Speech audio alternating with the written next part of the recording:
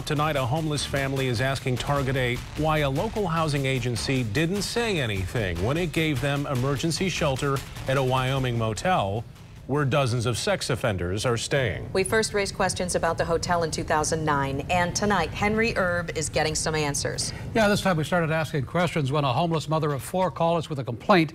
The answers we got have a lot to do with a change in how the community tries to help the homeless.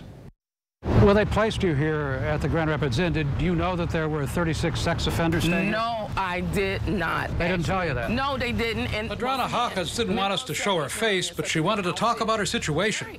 She says she and her family went to the Grand Rapids Clearinghouse for homeless help, run by the Salvation Army. They sent her to the Grand Rapids Inn on 28th Street. The Hawkins family didn't know it, but the motel has a contract with the Michigan Department of Corrections to house a prisoner reentry program there. Parolees on their way to freedom, including, right now, 36 sex offenders. we have 4 school-aged children, and that's a great concern. And she heard about it from us when she called to complain about another motel they tried to put her family in that she says is known for drugs and prostitution. We put the question to the Salvation Army's Betty Zylstra. Why didn't they warn the family?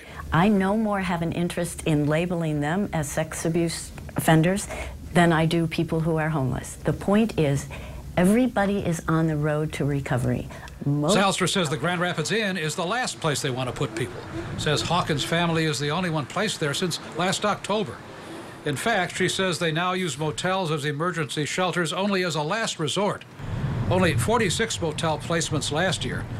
Payments to motels dropped over the years from $100,000 a year to $5,000. We need to focus more on permanent housing. That's where they're putting their money these days. They want to put families in permanent housing faster. Use motels for only 1 or 2 nights. Now they pay the motels less than $50 a night to house people. So only 4 local motels are willing to take their homeless clients. Our community isn't coming together to say, let's figure out more money for better motels. What we're saying is, let's figure out the money for housing and how do we best work with people who are in a housing crisis. Well, tonight the Hawkins family is out of the Grand Rapids Inn. The Salvation Army got them into a 30-day transitional shelter while they're looking for permanent housing.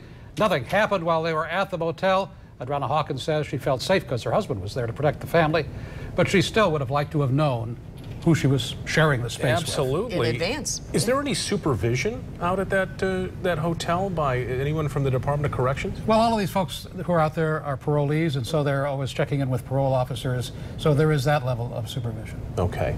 And they're in a program that is supposed to help these guys get back into right, society. they're transitioning back. Exactly, they're transitioning back into the community. So. Okay. Nice piece. Thank you.